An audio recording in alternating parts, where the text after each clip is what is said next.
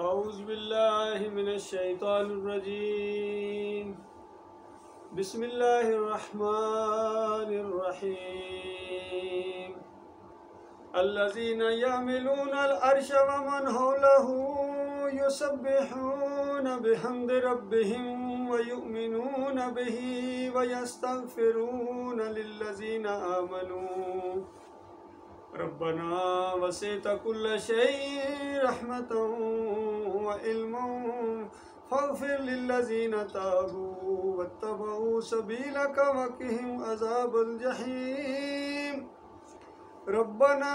وأدخلهم جنات عدن التي وعدتهم ومن صلح من آبائهم وأزواجهم وذرياتهم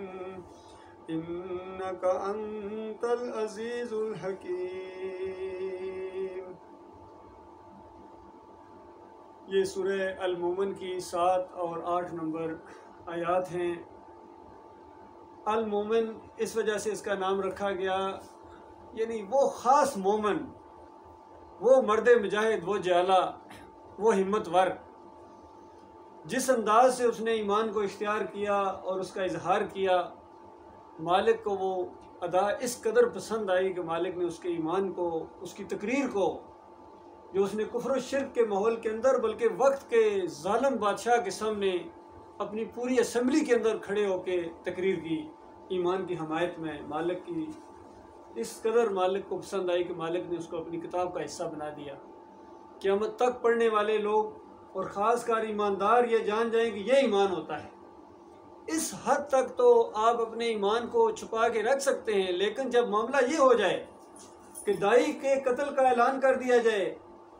اور ایمان کو ختم کرنے کے لیے بالکل آخری فیصلہ کر دے باطل، تو اس کے بعد پھر ایمان کو چھپائے رکھنا پھر وہ ایمان نہیں ہے۔ اسی سورہ کے اندر مالک نے بتایا کہ وہ رجل مومن جس نے ابھی ایمان کو چھپائے ہوئے تھا، لیکن جب فرعون نے آخری فیصلہ سنایا کہ مجھے چھوڑو، میں موسیٰ کو قتل کرنے لگا ہوں، اور یہ پکارے اپنے رب کو، اور قتل اس وجہ سے کرنے لگا ہوں کہ یہ نہیں کہ مجھے کوئی اپنی بادشاہی کے جانے کا خطرہ ہے یا میں مجھے اپنی کسی فائدے کی وجہ سے، بلکہ مجھے یہ خطرہ ہے کہ مجھے تمہارے دین کا خطرہ ہے۔ مذہبی روپ میں آیا، اندازہ لگے فرعون جیسا آدمی، ان یبدل دینکم، یہ تمہارے دین کو بدلی کر دے گا، تمہارے مثالی طریقہ زندگی کو یہ ختم کر دینا چاہتا ہے، بغاوت کر دے گا۔ مثالی اندازہ لگے، اس کو مثالی کہہ رہا ہے۔ تو یہ سورہ مکی سورہ ہے اور ایسے ماحول کے اندر نازل ہوئی ہے جب مومنوں کو ایمان کے جرم کے اندر گلیوں کے اندر گھسیٹا جا رہا ہے، مارا پیٹا جا رہا ہے، دیس نکالا دیا جا رہا ہے، اپنے معاشرے کے اندر ان کی کوئی ویلیو نہیں ہے، اور ایک عظیم اکثریت ہے انسانوں کی جو ایمان کے خلاف سفارہ ہو گئی ہے، اور اسلام گویا اپنی غربت کی حالت میں ہے، کوئی اس کی طرف دیکھنے، اس کے ساتھ کھڑا ہونا پسند نہیں کرتا ہے۔ بہت کم لوگ ہیں جو اس کی طرف آئے، جس طرح نبی علیہ السلام نے فرمایا کہ حدیث کے اندر کہ بدال اسلام غریباً فسیعود کما بدا، یہ اسلام ہے جب یہ آیا ہے یہ غریب کی طرح ہے، اجنبی کی طرح ہے۔ دیکھیں اجنبی جس طرح کسی علاقے میں کوئی بندہ جائے، اس کو کوئی نہیں جانتا، اس کا کوئی حمایتی نہیں ہوتا ہے، لیکن جو پرانا وہاں کا رہنے والا ہوتا ہے اس کو سارے لوگ جانتے ہیں۔ تو اس طرح اجنبی، تو اسلام اجنبیت اختیار کر گیا ہے، اور اس کے ساتھ کوئی آنا جو ہے وہ پسند نہیں کر رہا ہے، لیکن فرمایا یہ اٹھے گا اپنی غربت کے باوجود، جو اٹھے گا ایسا طاقت والا بنے گا کہ اس کی طرف آنے میں فخر محسوس کریں گے لوگ، اور پھر ایک آخر میں دور ایسا آ جائے گا کہ یہ اپنی اجنبیت کی طرف لوٹے گا۔ اس وقت جو ایمان کی حمایت میں جو جوان اٹھیں گے، یہ صحیح معنوں میں خوشخبری کے مستحق ہیں، ان کو میں خوشخبری سناتا ہوں اللہ کی طرف سے، اور انہوں نے میری سنت کے اندر جو لوگوں نے فساد ڈال دیا ہوگا اس میں اصلاح کرنے کی کوشش کریں گے۔ تو اس انداز سے آج کے دور کے لیے مخلص مومنوں کے لیے یقین کیجئے بڑی خوشخبریاں ہیں، اگر وہ ایمان کے اوپر جم جائیں، ایمان خالص کو اختیار کریں، بالکل پرواہ نہ کریں، تعداد کی پرواہ نہ کریں، علاقے کی پرواہ نہ کریں، کسی چیز کی پرواہ نہ کریں، صرف ان کے دماغ اور رگ و جان کے اندر صرف اپنے مالک اور خالق کی محبت ہو۔ جو اللہ کا ہے وہ ہمارا ہے، وہ سواری کرے ہم رکاب تھامیں، اور جو ہمارے مالک کی بات کو نیچے کرنے کے بعد، ہمارے مالک کے نبی کی بات کو ریجیکٹ کرنے کے بعد اپنے پیر اور اپنے کسی لیڈر کی بات کو سامنے لانا چاہتا ہے، وہ ہم سے یہ توقع نہ رکھے کہ ہم اس کے جھنڈے بلند کریں گے، اس کے نعرے لگائیں گے یا اس کی پارٹی میں شامل ہو جائیں گے، کبھی ایسا نہیں ہوگا۔ تو اس سورہ کے اندر ایسے ماحول کے اندر اللہ تعالیٰ نے خوشخبریاں سنائیں، اور کیا شان ہے اس کے آغاز کی، حامیم تنزیل الکتاب من اللہ العزیز العلیم۔ فرمایا یہ جو بات آپ کے سامنے پیش کی جا رہی ہے یہ کسی فلسفی کا فلسفہ نہیں ہے یا کسی مصنف کی کوئی تحریر نہیں ہے جو آپ کے سامنے رکھی جا رہی ہے، یہ اس عظیم ہستی کا کلام ہے جو العزیز ہے، اس قدر قوت والا ہے کہ ایک لمحے کے اندر اپنے سارے دشمنوں کو صفحہ ہستی سے مٹا دے۔ اس کا صرف اشارہ کیا، اس کا ارادہ ہی کافی ہے، اتنی طاقت والا ہے اور علم والا ہے۔ وہ جانتا ہے کہ کون مخلص ہے اور کون غیر مخلص ہے، کون شرارتی ہے اور کون انسانیت کا خیر خواہ ہے، اور کس سے دین کا کام لیا جائے یہ اس کا فیصلہ ہے، اس کے علم کے مطابق اس نے چھانٹا ہے، یہ اندھی بانٹ نہیں ہے۔ فرمایا غافر الذنب وقابل التوب، وہ بہت زیادہ گناہوں کو معاف کرنے والا ہے، توبہ کو قبول کرنے والا ہے۔ یعنی یہ جو بار بار آپ کے سامنے باتیں آ رہی ہیں، اللہ آپ کو موقع دے رہا ہے، یہ اس وجہ سے نہیں ہے کہ اللہ تمہیں یعنی پکڑ نہیں سکتا ہے، بلکہ اس وجہ سے ہے کہ مالک چھوٹ دے رہا ہے، بار بار موقع دے رہا ہے تمہیں بات سننے کے لیے، غور و فکر کرنے کا موقع دے رہا ہے تاکہ تم اللہ کی رحمت کی طرف آؤ اور مالک تمہیں معاف کرے۔ اور وہ ایسا مالک ہے کہ بہت ہی زیادہ جو نہ مانے اگر اس بات کو تو اس کے بعد شدید العقاب بھی ہے، شدید العقاب تو بڑی شدت کے ساتھ پکڑنے والا ہے، العقاب ہے۔ اسی وجہ سے یہ جو پرندہ ہے، بعض جس کو کہتے ہیں عقاب بھی اس کو کہتے ہیں، اس کی وجہ سے کہ یہ اپنے شکار کا پیچھا کرتا ہے اور کتنی تیزی کے ساتھ کرتا ہے، چھوڑتا نہیں ہے پھر، اور اس کو اینڈ تک پہنچا کے آتا ہے۔ اس کی ایک صفت ہے اللہ جو مالک ہے ہر چیز کا، وہ العقاب بھی ہے، اپنے دشمنوں اور کافروں مشرکوں کو چھوڑنے والا نہیں ہے کسی صورت میں، اور پیچھا ان کا کرے گا اور ان کو بالکل پکڑ کے رہے گا، اپنے انجام تک پہنچا کے رہے گا۔ اور ساتھ ہی ساتھ ذی طول اور بہت ہی زیادہ وہ فضل والا بھی ہے، اور لا الہ الا ہو الیہ المصیر۔ دیکھیے الہ کا مسئلہ ہر جگہ وہی مسئلہ، لا الہ الا ہو، اس کے علاوہ کوئی الہ نہیں ہے اور جانا بھی اسی کے پاس ہے۔ بتاؤ مسئلہ بھی ایمان کا ہے کہ وہ اکیلا الہ ہے یا کوئی اور بھی ہے، اور اگر تم نے کہا کہ کوئی اور ہے تو اور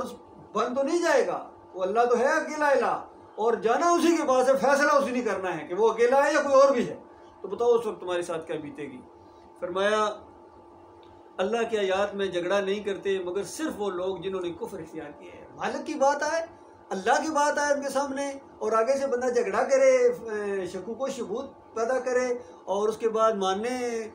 کے لیے تیار نہ ہو۔ حالانکہ کون سی ایسی بات، کتنی بات ہے، اتنی بات ہے کہ زمین کو اللہ نے بنایا، آسمان کو اللہ نے بنایا، وہ چلاتا ہے، تمہارے رزق کا سارا انتظام اس نے کیا ہے، تمہیں تمہارے آباء و اجداد کو اس نے پیدا کیا ہے، وہ تمہاری شرح سے زیادہ قریب ہے، دل کے وسوسے جانتا ہے، بارشیں وہ برساتا ہے، سورج وہ نکالتا ہے، چاند اس کے حکم سے چلتا ہے، پوری کائنات کا وہ مالک ہے۔ اس کے سامنے اپنے آپ کو سرنڈر کر دو، پوری کائنات اس کے سامنے سرنڈر ہے، اور تم آزمائش میں اس لیے تھوڑا سا وقت تمہیں دیا گیا ہے کہ اگر تم چاہو تو بالکل نافرمانی بھی کر سکتے ہو، لیکن اس کا انجام بہت برا ہے۔ تو ابھی موقع ہے، اپنے مالک اور خالق کے سامنے سرنڈر کرو اور جھگڑے نہ کرو، آگے سے بحث نہ کرو اللہ کے معاملے میں۔ اللہ کی بات ہو رہی ہے، کون سی اس میں ایسی بات ہے جو سمجھ میں نہیں آتی ہے؟ یہ کہا جا رہا ہے کہ اوپر والا، جس طرح اوپر والا، سارے مذہب کہتے ہیں اوپر والا اوپر والا، لیکن پوجتے وہ نیچے والوں کو ہیں۔ ہر ایک نے اپنے معبود زمین کے اوپر رکھے ہوئے ہیں، کوئی مورتی کو پوج رہا ہے، کوئی مندر کے اندر گھنٹیاں کھڑکا رہا ہے، کوئی مزاروں کے سامنے سجدہ کر رہا ہے، کوئی پیر صاحب کی پنڈلیاں دبا رہا ہے، کوئی بادشاہ صاحب کے سامنے لیٹا ہوا ہے، کوئی سردار کی جو ہے نا وہ اشاروں کے اوپر دوڑ رہا ہے۔ سارے کے سارے نیچے والوں کی کر رہے ہیں اور وہ اوپر والا دیکھ رہا ہے۔ تو مسلم میں اور غیر مسلم میں فرق ہی یہی ہے کہ مسلم صرف اوپر والے کی بندگی کرتا ہے، عرش کے اوپر جو ہمارا مالک ہے، خالق ہے، اس کے سامنے رکوع کرتا ہے، سجدے کرتا ہے، اس کی بندگی کرتا ہے، اس کو پکارتا ہے، اس کے اوپر بھروسہ رکھتا ہے، توکل رکھتا ہے، اور اسی کے گن گاتا ہے۔ سب کچھ اسی کا دیا ہوا ہے، ہر لمحے کے اندر، سونے سے لے کر صبح اٹھنے تک، اور پھر کھانا جب سامنے آئے پورے شعور کے ساتھ یہ میرے مالک اور خالق کا دیا ہوا ہے، یہ اس کی عنایت ہے۔ تو اس انداز سے شکر گزار ہوتا ہے اللہ تعالیٰ کا۔ تو یہ جو جھگڑے کرتے ہیں، آگے سے بحثیں کرتے ہیں، ان کو یقین ہی نہیں آ رہا، اصل میں یہ ہیں کافر، انکاری ہیں۔ فرمایا اس کے بعد دنیا کے ملکوں میں ان کی چلت پھر تمہیں کسی دھوکے میں نہ ڈال دے۔ مومنو کہ ایسا نہ ہو جائے کہ یہ کافر اور مشرک جو دندنا رہے ہیں دنیا کے اندر، ان کو اللہ نے سب کچھ دیا ہوا اور یہ باولے ہو گئے ہیں، اور تمہیں کہیں ایسا نہ شک پیدا ہو جائے کہ کہیں اللہ انہی سے تو نہیں راضی ہے، کہیں اللہ شرک کی تو نہیں راضی ہے۔ ایسی بات نہیں ہے، یہ چند دنوں کا معاملہ ہے، چند لمحوں کا معاملہ ہے، اس کے بعد انہوں نے آنا ہے جب اللہ کے پاس، تو اللہ ان کو ایسا عذاب دے گا کہ دنیا میں کسی انسان نے کسی انسان کو نہیں دیا ہوگا۔ فرمایا پھر پچھلی قوموں کے حوالے دیے کہ یہ کیا ہے۔ اس سے پہلے دیکھو نوح کی قوم نے اسی مسئلے کو جھٹلایا تھا، بتائیے کیا کیا تھا؟ قوم نوح کا کیا قصور تھا؟ 5 اولیاء اللہ نیک لوگوں کو وہ پکارتے تھے، پوچھتے تھے، مرنے کے بعد ان کی قبروں کے ساتھ وابستہ ہو گئے تھے۔ بخاری کی روایت کے اندر آتا ہے، سورہ نوح کے اندر نام آئے ہیں ان کے۔ تو قوم نوح نے بھی یہی مسئلہ جھٹلایا تھا۔ آج اگر تمہیں کہا جا رہا ہے کہ ابراہیم علیہ السلام غوث نہیں ہے، اسماعیل علیہ السلام غوث نہیں ہے، لات منات تو کچھ نہیں کر سکتے ہیں، ان کو پکارنا شرک ہے، اور تم ماننے کے لیے تیار نہیں ہو، تمہیں بتایا جا رہا ہے یہ نہیں سنتے ہیں، نہیں سنتے ہیں، اموات غیر احیاء۔ اور ابراہیم علیہ السلام نے یہی مسئلہ اپنے باپ کے سامنے، پوری قوم کے سامنے یہی مسئلہ رکھا تھا کہ دیکھو کیوں پوچھتے پکارتے ہو ان کو جو نہیں سنتے ہیں۔ اور کبھی سوالیہ انداز سے کہ بتاؤ جب تم ان کو پکارتے ہو تو سنتے ہیں، اس انداز سے۔ تو آج دیکھیں مسلمانوں کا حال، کہتے ہیں سنتے تو ہیں لیکن کچھ کر نہیں سکتے۔ بتائیے کئی ایسے بھی ہیں سنتے تو ہیں، تو بتاؤ اگر ہندو یہ کہہ دے یہ بت ہیں، یہ مورتیاں سنتی تو ہیں لیکن نفع نقصان کے مالک نہیں ہے، وہ تو اوپر والا ہی ہے، صرف ہماری سنتی ہیں اور ہم ان کے آگے، ان کے اللہ کے آگے اوپر کر دیتے ہیں ہمارا۔ ہمارے سوال جو ہوتے ہیں یہ سنتے ہیں کیونکہ پیارے ہیں اور ہماری وہاں تک رسائی نہیں ہے، اس لیے یہ سننے کے بعد اوپر کر دیتے ہیں۔ اللہ کے بندوں، مشرکین مکہ کا یہی شرک تھا، اسی چیز کو شرک، اللہ تعالیٰ سننے کے عقیدے کو شرک کہتا ہے۔ مانگنا تو بات کی بات ہے، وہ تو اس سے آگے معاملہ چلا جاتا ہے، جہالت کا انتہا پر جا کے پہنچتا ہے۔ اس کی جو بنیاد ہے، اس کی جو جڑ ہے، وہ یہ سماع موتا ہے کہ مرنے کے بعد یہ سنتے ہیں یہ نہیں سنتے ہیں، انبیاء مرنے کے بعد۔ تو دیکھو قوم نوح کا بھی یہی جرم تھا، وہ جھٹلایا تھا انہوں نے اس مسئلے کو، اور اس کے بعد بڑے جتھے آئے، بڑے بڑے طاقتیں آئیں، بڑی بڑی فوجیں آئیں، بڑے بڑے لشکر آئے، بڑے بڑے بدماش آئے، اسی چیز کو انہوں نے جھٹلایا ہے۔ ہر قوم اپنے رسول پر جھپٹی تاکہ اسے گرفتار کرے۔ اندازہ لگائیے، رسول تو یہ دعوت دیتے ہیں کہ چھوڑو ان کو، وَلَقَدْ بَعَثْنَا فِي كُلِّ أُمَّةٍ رَسُولًا أَنِ اعْبُدُوا اللَّهَ وَاجْتَنِبُوا الطَّاغُوتَ۔ ہر نبی کی دعوت کو اللہ تعالیٰ نے ایک چھوٹی سی آیت کے اندر سمو دیا، ایک ہی مسئلہ ہے، اور اس سے بھی چھوٹی یہ بات ہے، لا الہ الا اللہ، بس اللہ کے علاوہ کوئی معبود نہیں ہے۔ یقین کرو پورا قرآن اسی کی تفسیر ہے، لا الہ الا اللہ کی۔ اور آیت الکرسی جو ساری آیتوں کی سردار آیت بتائی گئی ہے، آخر اس کی کیوں فضیلت ہے؟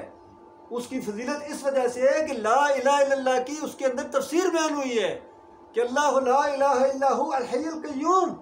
لا تأخذہ سنۃ ولا نوم لہ ما فی السماوات وما فی الارض من ذا الذی یشفع عندہ الا باذنہ یعلم ما بین ایدیہم وما خلفہم ولا یحیطون بشیء من علمہ الا بما شاء وسع کرسیہ السماوات والارض ولا یؤودہ حفظہما وہو العلی العظیم، وہو العلی العظیم۔ بتائیے ایک آیت کے اندر ایسی اللہ کی کبریائی بیان ہوئی ہے، ایسی توحید بیان ہوئی ہے، اور رد شرک ہوا ہے اسی کے اندر۔ اس وجہ سے اس آیت کا مقام ہے، ساری آیات کی سردار آیت ہے، نبی علیہ السلام نے فرمایا اللہ کے بندے۔ اور اسی طریقے سے دوسری جگہوں پر بھی پورا قرآن لا الہ الا اللہ کی تفسیر ہے، اور نبی علیہ السلام کی پوری زندگی لا الہ الا اللہ کی تفسیر ہے کہ اللہ کے علاوہ کوئی معبود نہیں ہے۔ صحابہ کرام کی پوری زندگی ایسی لا الہ الا اللہ کے دائرے کی، اس پہ کوئی کمپرومائز نہیں ہے اللہ کے بندوں، اس کے اندر کوئی کمپرومائز نہیں ہے، بال برابر بھی اس کے اندر لچک نہیں ہے، بال برابر بھی لچک آ گئی، ساری پچھلے کارنامہ حیات کے اوپر سے پھیر دی جائے گی۔ اور مالک نے فرمایا تم کیا چیز ہو؟ یہ میں نے انبیاء کو کہا تھا کہ اگر تم نے میرے ساتھ کسی اور کو شریک ٹھہرایا، بڑا نہیں، ایک شرک کا کونا بھی تم نے کیا، کہیں کسی تمہاری زندگی کے اندر اگر آ گیا، ایمان کے معاملے میں، توحید کے معاملے میں شرک آ گیا، تو اس کے بعد یاد رکھنا میں بے پرواہ ذات ہوں، مجھے کوئی پھر کسی کی پرواہ نہیں ہے، میں ساری زندگی کے کارناموں اور تمہاری ساری تبلیغوں اور تمہارے سارے جہاد اور تمہاری ساری تہجد گزاریوں کو لپیٹ کر تمہارے منہ کے اوپر ماروں گا۔ دیکھ جب ایمان ہی نہیں رہا ہے، جب میرے ہی نہیں رہے ہو، تو پھر مجھے کیا معاملہ کرنا؟ اور ایسا غیور رب ہے، حدیث کے اندر آتا ہے، مالک ایسا غیور ہے کہ وہ دنیاوی پارٹنرشپ پارٹنر کی طرح نہیں ہے۔ اگر سب کچھ تم اللہ کے لیے کرو اور صرف ایک معمولی سا ایک چاول کا دانے کا ایک کونا اگر کہو کہ یہ 11ویں شریف کے لیے یا کسی اور کے لیے، باقی سب اللہ کے لیے، تو اللہ اتنا غیور رب ہے کہ جو سب کچھ آپ نے اللہ کے لیے کیا ہے، مالک سارا پھینکتا ہے کہ یہ بھی اسی کے لیے، جا یہ سارا اسی کی، ساری اسی کی بندگی، آپ اسی سے اجر لے آگے جا کے۔ ایسا غیور رب ہے میرے بھائی، جس طرح وہ بہت بڑا ہے، نہ وقت اللہ اکبر، اللہ بہت بڑا ہے، اللہ بہت مہربان ہے، اللہ بہت دینے والا ہے، اس طرح کی صفات جب سامنے آتی ہیں، اسی طرح اللہ بہت غیور بھی ہے، اس کی غیرت کی وجہ سے جو گروہ اٹھتا ہے ایمان کی اور اپنے مالک کی وقار کے لیے، اللہ کی عزت کے لیے، مالک ان کو اکیلا نہیں چھوڑتا ہے۔ مالک کی پشت پناہی ہوتی ہے اس کے اوپر، اپنی رحمت اور شفقت کا ہاتھ ہوتا ہے اس اجتماعیت کے اندر جو اللہ کے لیے کھڑی ہو جائے۔ اور اللہ تعداد نہیں دیکھتا ہے، وہ قدرت والا طاقتوں والا رب ہے، مردے سے زندہ کو نکال دیتا ہے، اندازہ لگائیے، زندے سے مردے کو نکال دیتا ہے۔ وہ انسانیت، اس مردہ انسانیت کو بچائے تو راتوں رات صبح اٹھو نقشہ بدلی ہوا ہوگا، پورے سسٹم کا نقشہ بدلی کرنے کے اوپر پوری قدرت رکھتا ہے اللہ تعالیٰ۔ اپنے کمزور بندوں کو چھانٹ کے آگے لے آئے، کمزوروں کے ذریعے طاقتوروں کو نیچا دکھا دے، مالک اس طرح پوری قدرت رکھتا ہے۔ یہ وسائل پر نہ جانا، وسائل کا خالق اور مالک اللہ ہے، اسباب کا مالک اور خالق اللہ ہے۔ یہ توحید کی دعوت اس نے اٹھوائی ہے اپنے رحمت و شفقت سے۔ مالک کا انتخاب کبھی غلط نہیں ہو سکتا ہے۔ مالک نے اس انداز سے عزت بخشی ہے اپنے مومن بندوں کو۔ اور یہاں فرمایا، پچھلی قوموں کی مثالیں دے دے کے فرمایا کہ دیکھو مومنو، آج اگر تمہاری کوئی ویلیو نہیں ہے معاشرے کے اندر، اس سے پہلے بڑا تمہارا عزت تھی، بڑا نام تھا تمہارا، اور اس ایمان کی وجہ سے جو تم نے اللہ کی طرف رخ کیا ہے تو یہ تمہارے اپنے دشمن بن گئے ہیں اور بالکل کچھ نظر نہیں آتا ہے ہر طرف۔ لیکن دیکھو میں بتاتا ہوں تمہاری کیا شان ہے، مالک کے یہاں کیا شان ہے۔ مالک فرماتا ہے عام فرشتے نہیں، الذین یحملون العرش، وہ فرشتے جنہوں نے عرش کو اٹھایا ہوا ہے، الذین یحملون العرش ومن حولہ، اور جو عرش کے گرد طواف کر رہے ہیں، اندازہ لگائیے۔ باقی تو پوری کائنات میں ہر جگہ فرشتے ہیں، اس کی مختلف ڈیوٹیاں ان کی، اور وہ فرشتے جنہوں نے عرش کو اٹھایا ہوا ہے، عرش کو اٹھایا، اندازہ لگائیے، مقرب ترین فرشتے، اور جو قریب ترین وہ عرش کے چکر لگا رہے ہیں، طواف کر رہے ہیں، ان کا ذکر کیا کہ مومنو سنو، وہ فرشتے یسبحون بحمد ربہم، ہر وقت اپنے مالک کی تسبیح اور اس کی حمد بیان کرنے میں مصروف رہتے ہیں، وَيُؤْمِنُونَ بِهِ، اور وہ اللہ پر ایمان رکھتے ہیں۔ ان سے زیادہ کس کا ایمان ہوگا فرشتوں کے اندر؟ ان کو پتہ ہے کہ پوری کائنات کس کے اشارے پر چل رہی ہے، اور تمہارے ساتھ ان کا لگاؤ دیکھو، وَيَسْتَغْفِرُونَ لِلَّذِينَ آمَنُوا، وہ مومنوں کے لیے استغفار کر رہے ہیں، مومنوں کے لیے استغفار کر رہے ہیں، اندازہ لگائیے۔ کیوں؟ مالک ان کو بتاتا ہے، جس طرح حدیث کے اندر آتا ہے کہ اگر میرا ذکر کوئی بندہ اکیلے میں کرتا ہے، دل ہی دل میں کرتا ہے میرا ذکر، تو میں بھی دل ہی دل کے اندر اس کو یاد کرتا ہوں، اس کو محبت کرتا ہوں۔ لیکن اگر میرا بندہ بندوں کے اندر میرا ذکر کرے، 2 بندوں کے اندر ذکر کرے، 3 بندوں کے محفل کے اندر، جتنے زیادہ بندے اگر ہو گئے، پورے مجمع میں اگر اس نے تقریر کی ہے، اللہ کا نام لیا ہے، اللہ کی توحید بیان کی ہے، یا پوری دنیا میں اس کی بات پھیل رہی ہے اللہ کے ذکر کے ساتھ، تو مالک فرماتا ہے میں اس سے بہتر مجلس کے اندر اپنے اس بندے کا ذکر کرتا ہوں۔ تو وہ محفل اندازہ ہے، وہ جو جس میں عرش کے گرد فرشتے گھوم رہے ہیں، مالک ان کو بتاتا ہے کہ دیکھو میرا بندہ، دیکھو یہ ہے، بن دیکھے کس طرح میری خاطر لگا ہوا ہے، میری تسبیح بیان کر رہا ہے،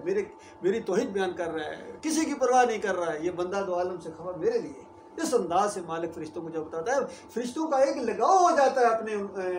انسانوں کے ساتھ، ان بندوں کے ساتھ، حیران ہوتے ہیں کہ بن دیکھے اتنا سارا سسٹم ہم تو دیکھ رہے ہیں، پوری کائنات دیکھ رہے ہیں، سب کچھ دیکھ رہے ہیں، اللہ کو مان رہے ہیں، اور وہ زمین چھوٹی سی قطرے کے اوپر، یعنی انتہائی ذرے کے اوپر، کائنات میں ایک ذرہ ہے، اس کے اوپر یہ انسان، اس کو دیکھو، اس کی عقل کی داد دو، کس طرح اپنے مالک اور خالق کے اوپر ایمان لے آیا ہے، اور پھر کسی کی پرواہ نہیں کرتا ہے۔ اس طریقے سے وہ ان کے لیے استغفار کرتے ہیں،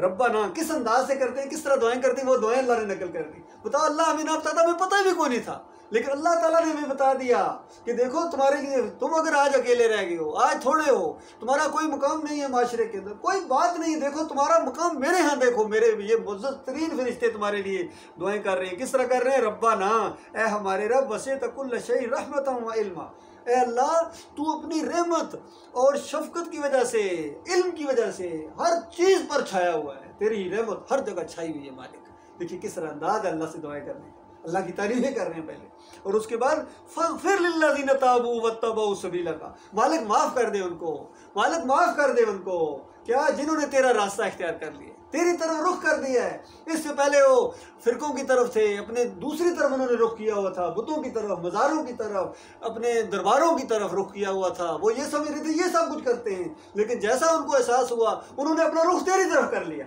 اب پتہ چل گیا ان کو کہ ہمارا مالک ہے، ہمارا خالق ہے، وہ داتا ہے، وہ دستگیر ہے، وہ مشکل کشا،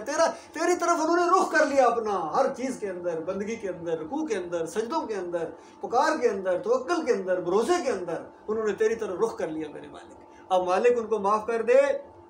واقعی عذاب جہیم، اور ان کو مالک، اب دیکھیے آپ ان کا محبت اور لگاؤ دیکھیے ان بندوں کے ساتھ، کس طرح بڑھتی جا رہی بات. اللہ کی اتنی بات ہی کافی تھی یا اللہ ان کو معاف کر دے, لیکن آگے بات بڑھتی جا رہی ہے کہ مالک عذاب جہنم کے بالکل شولوں سے ان کو بچا لے, باپ سے بچا لے ان کو مالک. لگاؤ دیکھو کتنا زیادہ ان فرشتوں کا ہے. ربنا ہے ہمارے رب, وادخلہم جنات عدن, اور میرے مالک ہمارے مالک ان کو جنت عدن کے اندر داخل کر. اللہ جی وعدتا ہوں, جیسا تو نے وعدہ کیا ہے کہ جو میرے بندے اس طرح ایمان خالق کے ساتھ آئیں گے میں ان کو جنتوں, یہ جنتیں جو تم نے بنائی ہوئی ہیں ظاہر بات ہے فرشتوں کے لیے نہیں, انسانوں کے لیے اور جنات کے لیے جو مومن ہوں گے, تو مالک جو آپ نے بنائی ہوئی ہے مالک ان کو عطا فرمانا.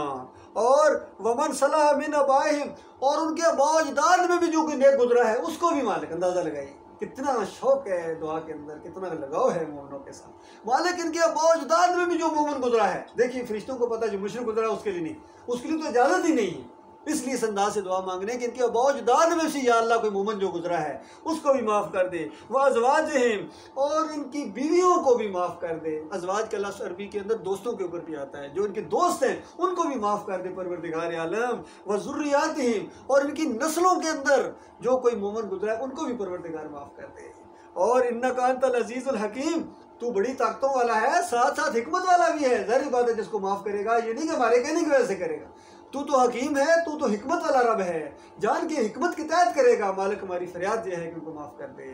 اور واقع سیئات, اور اس کے بعد انسان ہیں بشر ہیں, کتنی ان سے بھول ہو جائے گی, ابھی اور بھی ان سے گناہ ہوں گے, مالک وہ بھی معاف کر دے ان کے. اندازہ لگائیے. ومن تک سیئات, اور جو کوئی برائیوں سے بچا دیا گیا, یوم اذن فقد رحمتا, یعنی قیامت کے دن جس کو اللہ تعالیٰ نے معاف کر دیا اور رحم کیا اس کے اوپر بہت بڑا. وذالک هو الفوز العظیم, اور یہ بہت بڑی کامیابی ہے اور بہت ہی بڑا یہ انعام ہے جو کسی کو ملنے والا ہے. یہ فرشتوں کی دعا اللہ تعالیٰ نے نقل کی ہے. اور پھر دیکھیے ایک سے ایک مضمون سامنے آتا چلا جا رہا ہے. آگے فرمایا ان الذین کفروا ینادون لمقت اللہ اکبر من مقتکم انفسکم اذ تدعون الی الایمان فتکفرون. اور کافروں مشرکوں کو وہاں جہنم کے اندر بھی بڑے بڑے فرشتے ہیں, ان کو جب مار پڑ رہی ہوگی کافروں مشرکوں کو تو ان کو اس وقت کہا جائے گا اپنا حضرت صاحب آج جتنا غصہ آپ کو آ رہا ہے نا اپنے اوپر, اس سے کہیں زیادہ مالک کو غصہ آتا تھا. عرش پر بیٹھا ہوا مالک تمہارے اوپر غصے ہوتا تھا, مومنوں کے اوپر رحمت کرتا تھا. دیکھیے جو ایمان کی طرف آ گئے مالک کی رحمت ان کے اوپر برس رہی ہے, اور جو ایمان سے انکار کرتے تھے جب ان کو توحید کی طرف بلایا جاتا تھا نہیں مانتے تھے, تو آج جتنا اپنے اوپر غصہ آ رہا نا حضرت صاحب, اس سے کہیں زیادہ اللہ تمہارے اوپر ناراض ہوتا تھا, غصے ہوتا تھا جب تمہیں ایمان کی طرف بلایا جاتا تھا اور تم اس میں سے کیڑے نکالتے تھے, تم نہیں مانتے تھے, تمہارا دل ہی نہیں مانتا تھا. کتنی سادہ سی بات کو کہ تمہارا اپنا مالک ہے, تمہارا رب ہے, اس کو مان لو. کیا کون سی بات ہے جو راکٹ سائنس ہے جو سمجھ میں نہیں آ رہی ہے, اور جس نے اللہ کی کتاب کے خلاف کوئی معاملہ کیا ہے سمجھ میں آنے والی باتیں ہیں, تو اس کے بعد ان کو چھوڑ دو. ان کے ساتھ تمہارا کیا لگاؤ ہے؟ پھر ان کے ساتھ اگر تم ملے ہوئے ہو تو پھر چوروں ڈاکوؤں کے ساتھ جو انڈر گراؤنڈ تعلقات رکھتا ہے وہ مجرم ہوتے ہیں. تو اللہ تعالیٰ جو دلوں کے حال تک کو جاننے والا ہے وہ چھوڑے گا تمہیں؟ تو اس انداز سے ان کو سمجھایا گیا. پھر آگے دیکھیے آگے جہنمیوں کا پھر ذکر ہوا ہے, وہ اسی طرح بیان کریں گے کہ ہم نے یہ جرم کیا آپ جہنم کے اندر آ گئے. تو یہ قرآن کا ایک مسلسل مضمون ہے میرے پیارے بھائیو, یقین کیجیے سادہ سا مضمون ہے. ہر جگہ آج جو امت مسلموں کو پوری دنیا میں مار پڑ رہی ہے, اور یہ فرقے بنے, کوئی بریلوی بنا دیا گیا, کوئی دیوبندی, کوئی اہل حدیث, کوئی سلفی, کوئی سہروردی, نقشبندی, چشتی, قادری, گنے نہیں جا سکتے ان کے جتنے یہ فرقے ہیں, اور سارے کے سارے آج دین کو چھوڑ کے دینداری کی بجائے دکانداری ہے. اجرت لیتے ہیں, کوئی نماز پڑھانے کی اجرت لیتا ہے, اذان دینے کی اجرت لیتے ہیں, اپنے مدرسوں کے اندر جو بھی تعلیم دیتے ہیں قرآن پڑھانے کی, اگر قرآن بھی پڑھائیں گے قرت کے ساتھ اس کے بھی پیسے دیتے, ٹیوشن کہتے ہیں اس کو. تو کوئی مسلک ایسا نہیں جس کے عقیدے کے اندر شرک نہ ہو, یقین کیجیے کوئی ایسا چیلنج ہے بالکل ہر جگہ اس بات کو ثابت کیا جا سکتا ہے. جتنے یہ گروہ پائے جاتے ہیں کہیں نہ کہیں ان کے اندر شرک کے ساتھ کسی میں کم کسی میں زیادہ. یہ ضرورت اس بات کی ہے کہ آج ایمان خالص کو سمجھا جائے. یہ جو اللہ کے عذاب آ رہے ہیں مسلمانوں کے اوپر یہ اسی وجہ سے آ رہے ہیں, اور آج کی یہ پہلی انوکھی بات نہیں ہے, اس سے پہلے قوموں کے اوپر عذاب آئے ہیں. قل سیروا فی الارض فانظروا کیف کان عاقبۃ الذین من قبل کان اکثرهم مشرکین. یہ اللہ کی بات ہے. مالک فرماتا ہے زمین پر چلو پھرو دیکھو, تحقیق کرو, ذرا پچھلی گزشتہ قوموں کا مطالعہ کرو, ان کے اوپر کیوں اللہ کے عذاب آئے تھے. کان اکثرهم مشرکین, جب ان کی اکثریت مشرک بن جاتی ہے پھر اللہ کے عذاب کا کوڑا حق کرنے آتا ہے. یہ جو ہمارے اوپر اللہ تعالیٰ نے کافروں مشرکوں کو اپنے باغیوں کو مسلط کر دیا, ایسے نہیں کیا ہے. اس سے پہلے بنی اسرائیل کے اوپر اللہ تعالیٰ نے فرعون جیسے ظالم کو مسلط کیا تھا, پھر جب بنی اسرائیل ایمان کی طرف آئے تب وہ عذاب ٹلا ہے، ایسے نہیں ٹلتا ہے۔ اللہ تعالیٰ نے کبھی کسی قوم کی حالت نہیں بدلی ہے جب تک وہ اپنی حالت خود نہ بدلی کرے۔ یعنی یہ اصول بیان ہوا ہے، اگر اللہ تعالیٰ کی کوئی محبوب قوم ہے جب تک فرما بردار رہے گی کبھی اللہ تعالیٰ اس کو ذلیل و خوار نہیں کرے گا، اور اگر ذلیل و خوار ہو رہی ہے اور اللہ کی وہ فرما برداری کی طرف ایمان کی طرف نہیں آئے گی تو خود زبردستی اللہ تعالیٰ اس کو کبھی نہیں نکالے گا، یاد رکھیے کبھی نہیں نکالے گا۔ اس لیے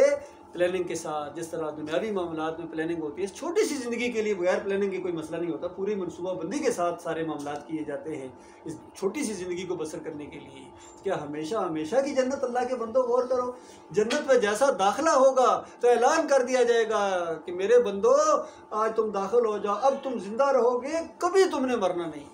اب تم صحت مند رہو گے، کبھی بیماری تمہارے قریب نہیں آئے گی، اور اب تم ہمیشہ جوان رہو گے، کبھی بڑھاپا تمہارے قریب نہیں آئے گا، اور ہمیشہ خوشحال رہو گے، ہمیشہ خوشیوں کی باراتیں بڑھتی چلی جائیں گی، ایک لمحے کے لیے تمہارے اوپر کوئی ناگواری کا معاملہ نہیں ہوگا۔ اللہ کے بندو، یہ جنت میں داخلے کے ساتھ ہی اعلان کر دیا جائے گا۔ اس کے ساتھ آگے اور کیا کیا اعلان ہوں گے اس کا ذکر آپ سنتے رہتے ہیں۔ اللہ تعالیٰ سے دعا ہے اپنے لیے، اپنے بھائیوں کے لیے، اور جہاں جہاں تک یہ آواز پہنچی ہے، سوشل میڈیا کا دور ہے، یہ بات پھیل جاتی ہے، جہاں جہاں تک یہ آواز پہنچے میرے بھائیوں واپس لوٹو اپنے ایمان خالص کی طرف، بچاؤ اپنے آپ کو اور اپنے اہل و عیال کو جہنم کی آگ سے جس کا ایندھن انسان اور پتھر بنیں گے، اور بچنے کا ایک ہی طریقہ ہے جو اس نے اپنی کتاب اور اپنے آخری رسول محمد صلی اللہ علیہ وسلم کے ذریعے، اس کے علاوہ کوئی طریقہ نہیں۔ لہٰذا استغفر اللہ لی ولکم ولسائر المسلمین۔